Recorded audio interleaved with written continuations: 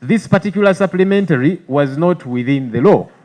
And his very own words are that his ministry should not have entertained this supplementary because it was not initiated the right way. Yes, that's the conclusion. It's an obvious thing. They shouldn't have initiated. She shouldn't have initiated, and my permanent secretary should have rejected this and sent. If the minister's mic is on. Sorry. So I'm saying, I think it was an error for sure. I can't deny that, and if we follow the law strictly, definitely, my ministry should not have entertained this. They should have said, Land Commission, please put in your request. Conflict, which it would be good for you to throw some light on. But also, Honorable Minister, you know, one thing I like about this particular minister is his honesty. You know, when there is a mistake, he will admit. You remember when we were having the Entebbe Airport expansion, loan issue, and he admitted the loan was a bad one. And he apologized to this committee. So you have heard the minister, he has now told us that this particular supplementary was not within the law. And his very own words are that his ministry should not have entertained this supplementary because it was not initiated the right way. So my challenge though is, how do we reconcile these issues, Honorable Minister? Because you acknowledge you knew this was a mistake because supplementary budgets are supposed to be initiated by the end user entity. In this case, that's not what happened. It is the minister, the then Minister of Lands, Honorable Betty Kamia, who initiated. And now, in addition to that, because the commission chairperson was here with us and she said, look, one of the reasons why this did not go through us as a commission is because some of the people who eventually were paid were ghost claimants. They should not have been paid. And that's another issue we're investigating as a committee. So, Honorable Minister, how do we reconcile these issues? Because you clearly know the procedure, where supplementaries should be initiated from, but then you went ahead and signed. You went ahead and wrote to the Speaker and said, let's push through this supplementary. The money came, and then you released the money when you knew the right procedures were not followed. Why, Honorable Minister? Again, going to be honest, I would suggest two things. One,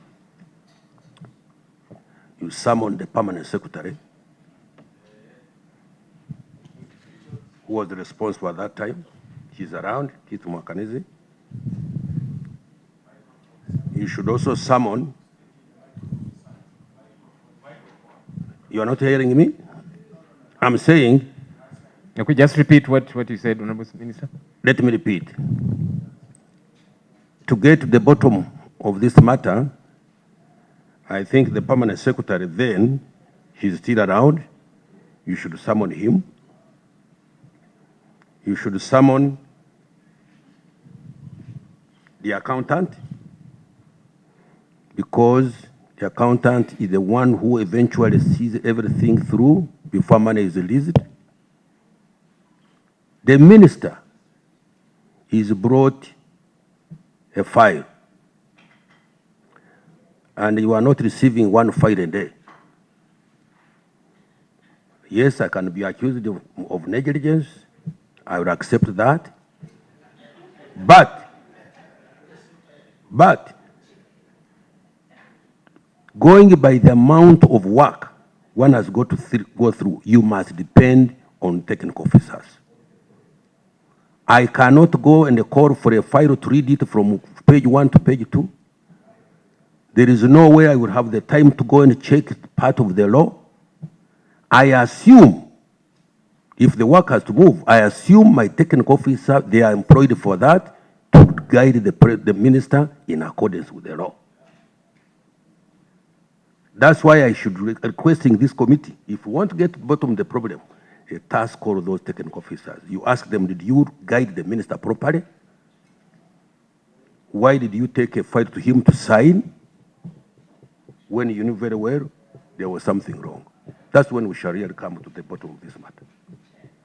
I want to agree with you, Honorable Minister, because you see, when an incident like this happens, To an addition, I think we should ask Honorable Betty Kamia to give us a copy from the president, because I don't have that copy unless I go to check.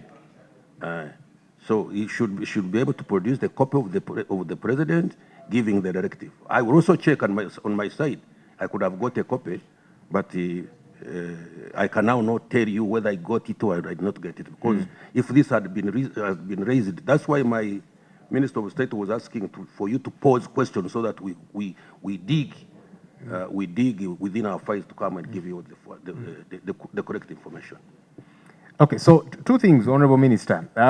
Regarding the presidential directive, which you have quoted, again, for you to quote it and rely on it, it would have been important to look at it. We have asked the Honorable Betty Kamia to produce documents. Correspondences, up to now, she has not produced them. I don't know why. Perhaps they don't exist. I don't know. But two, I think where now, we honestly would fault you, Honorable Minister. Number one, the presidential directive, because if you act on a presidential directive, it would have been important for you to look at it. You can't rely on a fellow minister, because, Honorable Minister, you see, we are calling you an honest man. Not all ministers are honest. Some will say there's a presidential directive, but if you don't look at it first, and then you release money, the fault is with you, Honorable Minister. That's one.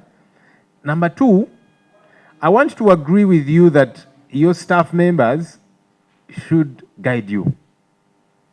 That's what they are paid to do. But, Honorable Minister, the buck stops with you, especially on certain critical issues. For a figure like 10.6 billion shillings, which, good enough, you know the law and you have adumbrated clearly and said, no, supplementaries are supposed to be initiated by the end user entity. In this case, that's not what happened. And you have acknowledged that your ministry should not have entertained this. You're the head of the ministry. You're the one who wrote to the Speaker asking for the supplementary, and then you eventually released this money. We are thinking, what happened? Why is it that the minister did not do due diligence? Because ultimately, it's your signature. We can have the permanent secretary here, we can have the accountant who released the money, we can have all of those people. But ultimately, Honorable Minister, the buck gets to stop with you, because the request was by yourself in writing to the Speaker. Money was released. Eventually, you're the one who appended your signature for the money to be released to the entity. So as we look for who else was involved, I'm trying to understand why did our finance minister not do due diligence, proper due diligence, look at all these documents, be sure every I has been dotted, every T has been crossed before signing. Because you see, Honorable Minister, your signature is very powerful. I have told you this before when we were discussing the Entebbe airport expansion. I said your signature is a very powerful signature. It releases money, plenty of it, and so on. Why is it, Honorable Minister, that you did not do your due diligence? First, be sure who is initiating. We are being told about a presidential directive. Where is it? Can I look at it? Because I can't say that we should put that blame entirely on your support staff. That would be yourself to call them to order, because they work under your supervision. They are supposed to give you proper guidance and that kind of thing. But for us as a committee, I don't know that we are going to go for everybody in the ministry who received this letter, who advised the minister, who, maybe we can. There can be a place for that. But we are just trying to wonder why. Why is it that our finance minister does not read these documents, does not first be sure, and then do